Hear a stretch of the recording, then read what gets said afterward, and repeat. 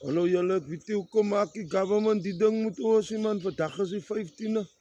Die kinders is by die huis. Daar is mos nie 'n regte ding om te doen nie. Môre is aan eers holiday man. Nou is mos nie reg nie man. Ek drink maar nou so lank die melk uit. Sodat hulle nie pap eet nie. My kinders eet mos die melk sonder papie. Ek min pap sonder melk, julle verstaan vir my man. Hulle eet die pap sonder melk, miskien gaan hulle môre op die holiday skool toe. Althans, ek hoop so, môre gaan hulle op die holiday skool toe. Of hulle kan vir hulle koei gaan kry, by Darling melk kry, laat hulle lekker melk kan kry.